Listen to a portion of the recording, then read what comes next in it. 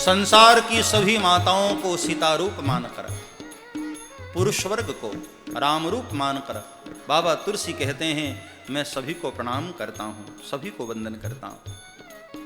एक संत की विनम्रता तो देखो, हाँ, सबको प्रणाम किया बाबा तुलसी ने, और अंत में शिव जी को प्रणाम करते हुए रामचरितमानस की शुरुआत की। नौमी भौमवार मधुमासा, अवधपुरी यह चरित प्रकाशा, संबत 1631, संबत 1631 सन के हिसाब से यदि जोड़ें ईस्वी संबत, तो सन के हिसाब से 1574 की घटना, जैसे भी 2022 है ऐसे 1574। चैत्र का महीना, शुक्ल पक्ष नवमी तिथि, मंगलवार, अभिजीत मुहूर्त, और दोपहर ठीक 12 बजे अयोध्या में संत लोगों ने भगवान राम की जन्मभूमि पर भगवान के प्रागट्य का उत्सव मनाया।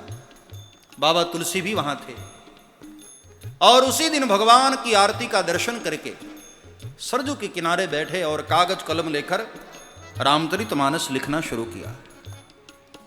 सन 1574 में, लगभग 500-700 वर्ष पूर्व, बाबा तुलसी ने रामचरितमानस लिखना आरंभ किया, और लिखते लिखते 2 वर्ष लगे।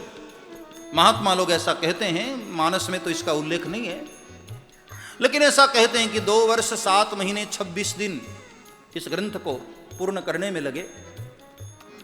बाद में इसका बहुत बड़ा प्यारा नामकरण भी किया। जब ग्रंथ पूरा हो गया, राम जन्म से आरंभ हुआ, और राम विवाह तिथि को, जो विवाह पंचमी आती है अगहन के महीने में, उसमें यह पूर्ण हुई। तो बड़ा प्यारा नामकरण किया। वैसे तो लोग अपनी भाषा में रामायण कह देते हैं। बाबा तुलसी ने कहा कि नहीं भाई, रामायण बहुत हो गई अब। हाँ, एक रामायण आप लोग ये सुन रहे हो, शाम को पूरी होती है तो दूसरी शुरू कर देते हो आप, घर जाते जाते कोई और ही रामायण शुरू हो जाती है। तो रामायणों का तो भाई अंत नहीं है। इसलिए बाबा तुलसी ने इसको एक नया नाम दिया, रामचरित मानस यही नामा, रामचरित मानस। सब गाओ, श्री राम जय राम, जय जय राम, श्री राम जय राम, जय जय राम।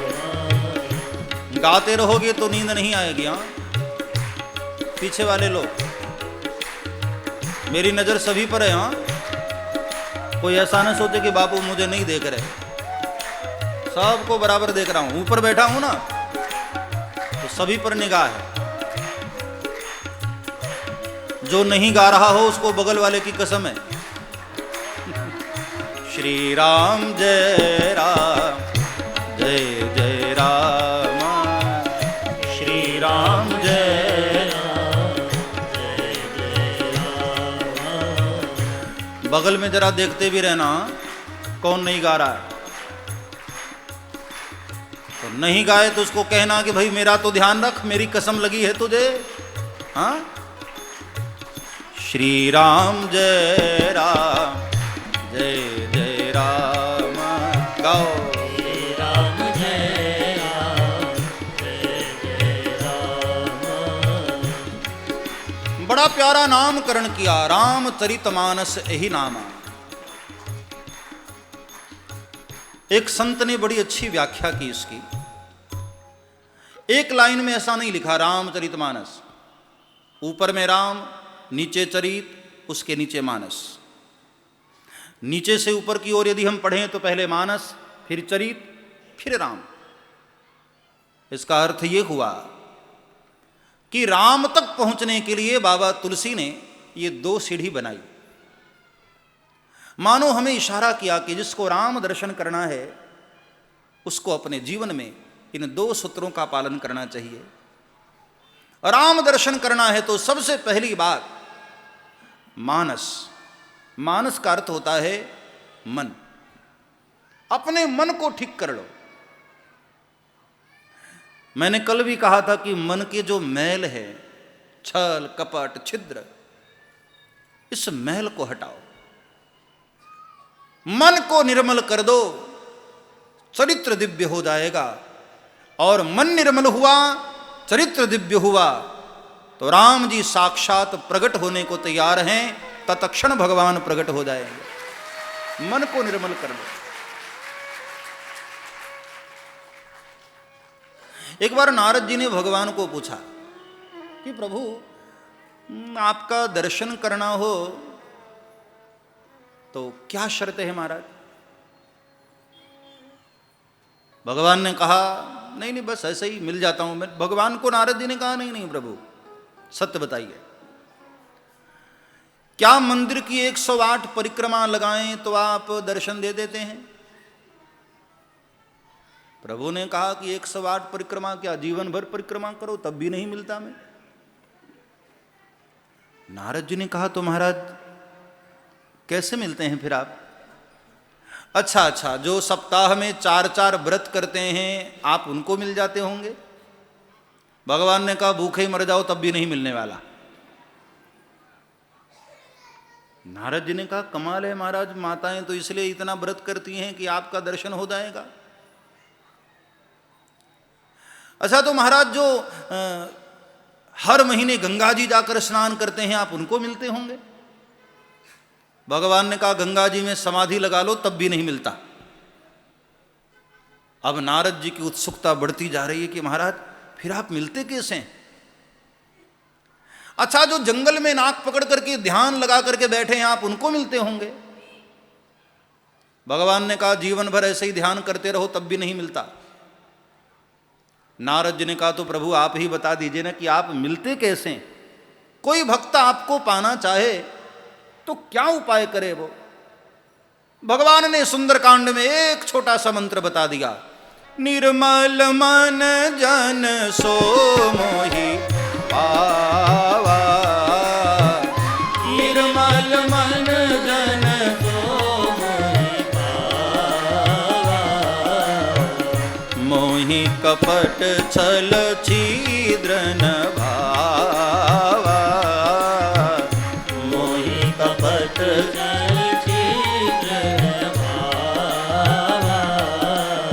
श्री राम जय राम जय जय राम।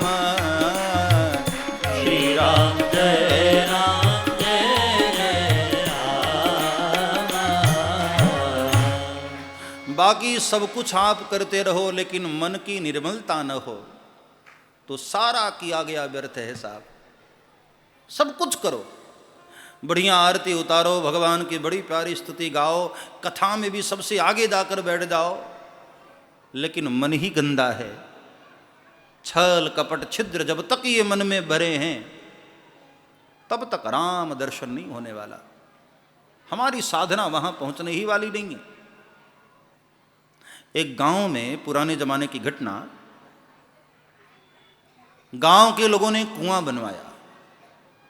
पुराने जमाने में जल कुएं से निकालते थे ना। अब हुआ ये कि उसी समय एक महात्मा उस गांव में आए तो गांव के लोगों ने बहुत प्रसन्नता व्यक्त की कि भाई क्या सौभाग्य है, देखो कुआं बनकर तैयार हुआ और महात्मा जी पधारे। तो सब गांव के लोगों ने जाकर महात्मा जी को कहा कि भगवान आप बड़े भाग्य से पधारे हैं, हम गांव वालों की इच्छा है कि इस कुएं का उद्घाटन आप करें। मतलब पहले इसका जल आप पिएं, आप स्नान करें, भगवान को स्नान कराएं, बाद में हम गांव के लोग इसको यूज में लेंगे। तो महात्मा ने पंचांग देखा और कहा कि ठीक है कल हम आपके कुएं का उद्घाटन कर देंगे। कल उद्घाटन करेंगे, महात्मा ने ऐसा कहा। अब संयोग की बात देखो, आज ही रात में 2 कुत्ते लड़ते लड़ते आए और उसी कुएं में गिर गए, मर गए। और सुबह तक तो उनकी स्मेल आने लगी, बदबू आने लगी। गांव के लोग बेचारे पूरी रात तैयारी किए थे, सुबह जाकर देखा तो स्मेल आ रही है, उस कुएं से बदबू आ रही। गांव के लोगों ने उदास होकर जाकर महात्मा को कहा कि भगवान क्षमा करना, आज उद्घाटन नहीं हो पाएगा। महात्मा ने कहा क्या हुआ? बोले महाराज वो कुएं में 2 कुत्ते मर गए हैं। महात्मा ने कहा तो क्या हुआ, एक काम कर, उनको बाहर निकाल दे, थोड़ा जल बाहर निकाल देना और थोड़ा गंगा का जल डाल देना, हम पवित्र कर देंगे उसको। गांव वालों ने जाकर के बड़ा प्रयास किया, जल निकालते निकालते निकालते दोपहर हो गई, कुएं की बदबू जा नहीं रही है और बढ़ती जा रही है बदबू। दोपहर में उदास होकर के बेचारे गए और कहा कि महाराज क्षमा करना, मैंने कहा था ना कि आज उद्घाटन नहीं हो पाएगा। महात्मा ने कहा कि अब क्या हुआ? बोले महाराज पानी निकालते निकालते दोपहर हो गई, अभी तक स्मेल जा नहीं रही है। महात्मा ने कहा तुम लोगों ने पानी तो निकाला, वो कुत्तों को निकाला कि नहीं? बोले महाराज वो तो नहीं निकाला। महात्मा ने कहा भले आदमी, जहां से बदबू आ रही है पहले उसको तो बाहर निकाल। हमारे आपके जीवन में भी जब तक मन में ये छल कपट रूपी कुत्ते मरे सड़े हैं ना, जब तक इनको नहीं निकालोगे तब तक राम दर्शन होने वाला नहीं है साहब। अपने इस मन के मैल को बाहर करो।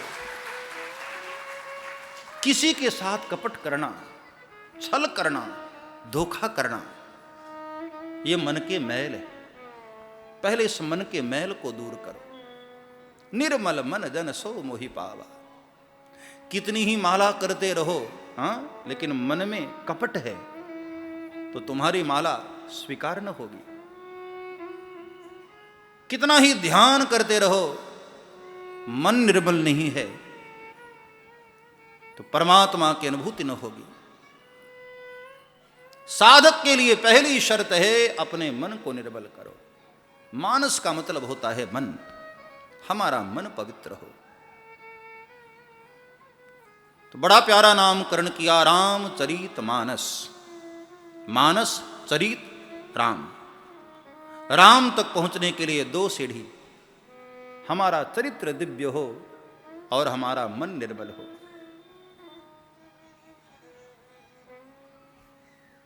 जब से मन निर्मल भया, जैसे गंगा नीर, तो पाछे पाछे हरि फिरे, कहत कबीर कबीर।